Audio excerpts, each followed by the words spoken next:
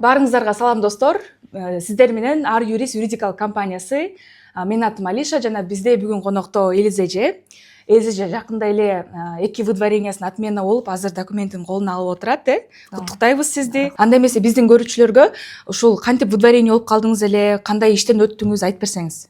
Баарыңарга жалпы салам. Мен эми 2 жолу выдворение болуп калдым. Биринчи выдворением 23-жылы октябрь айында болду. Экинчи выдворением 24-жылы февраль айында болду. Анан биринчисинде ошо бизди кармаганда бир күндөн кийин сот болуп, бизди анда ошондо көп киши кармалды да. Кайсыл жерден кармап кетти ошо? Эмеден. Мени эмеден кармады да. Курский метродон кармалды. Биринчи Курский метродон кармалып калды. Мен ошо базадан чыкпай калды регистрациям базадан чыкпай калгандан кийин деле анан сразу мени алып кетишти. Алып кетип эле эртеси сот болот деди. Анан ошол жактан чечим чыгарышат деди. Анан эртеси сот болгондон кийин деле бизди ошондо көп киши кармалыптыр.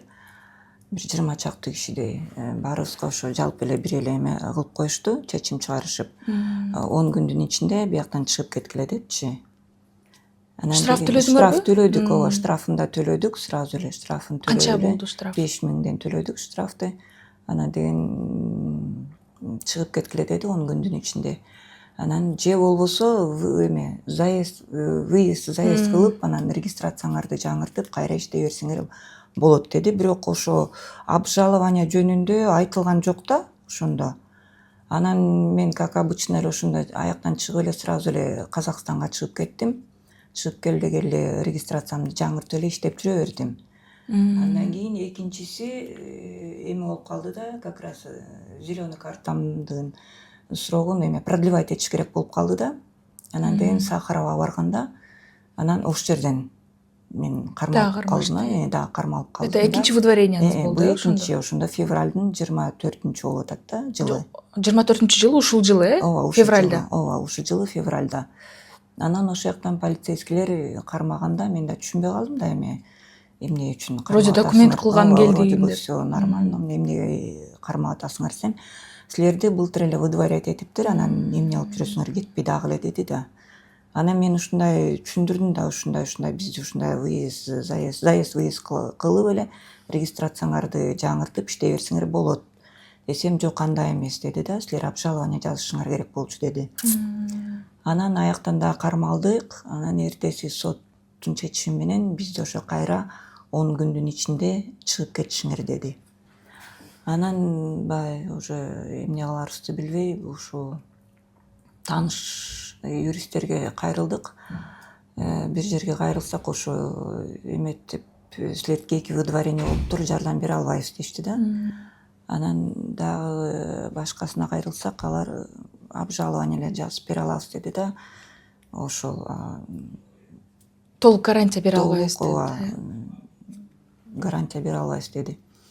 Анан бул организацияны интернеттен көрүп калдым да. Анан дароо эле ушу чалып эле.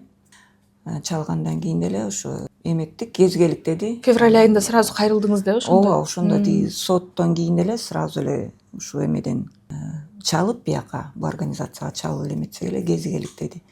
Барып эле ошо документтерин баарын көрсөтүп эле ушундай болуп калсы, анан мындай иштешебиз деди, жардам берелик деди. Ошо ушинтип жардам беришип мага, Кудай буюрса, ошо баарын обжалование жазып, через нотариус договор жазып бердим.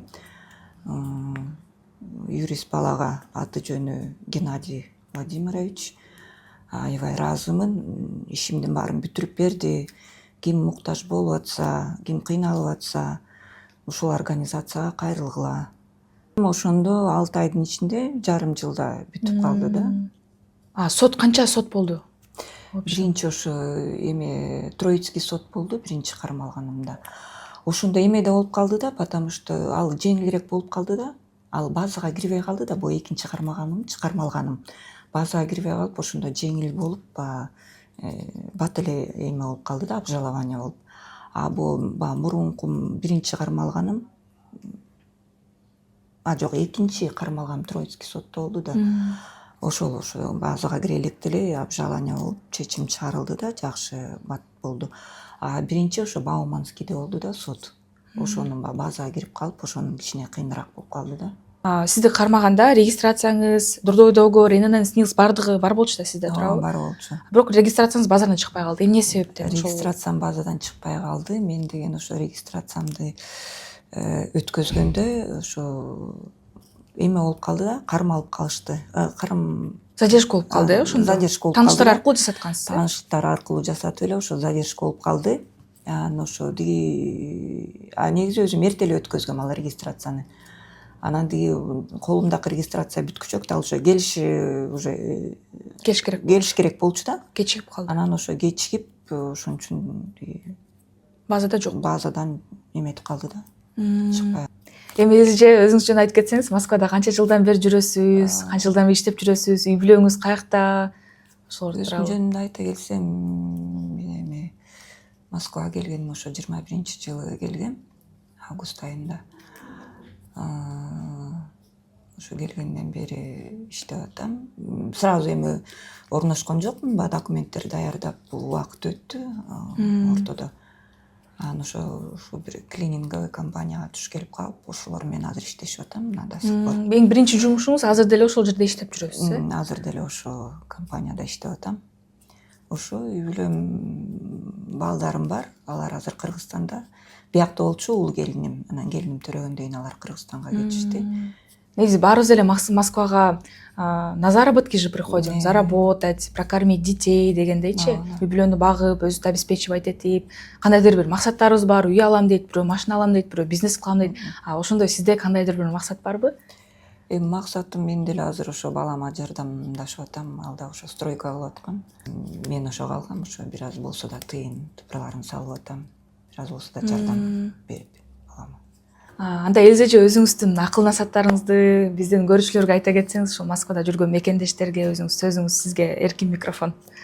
Баарыңарга ошол биякта биз эми жөн эле жүрбөй элебиз да, баягы иштеп, оокат кылалык деп келип атабыз бияка.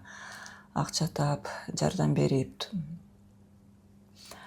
Анан айткым келет, өзүмдүн атыман ошо закондорго баш ээлик, бияктын документтерибизди так алып жүрөлүк. Сабырдуулукту кармап, полицейскийлер кармаганда өзүбүздү кармап, айткан сөздөрүнө баш ийип. Себеби ар бир Москвада жүргөн кыргыз жараны бул Кыргызстандын мындайча айтканда лицосу, э? Ооба, өзүбүздү туура так алып жүрөлүк. Ал эми биздин YouTube көрүүчүлөр, эгерде сиздерге дагы юридикалык жардам же кеңеш керек боло турган болсо, көрсөтүлгөн номерлерге кайрылсаңыздар болот. Анда эмесе, көрүшкөнчө.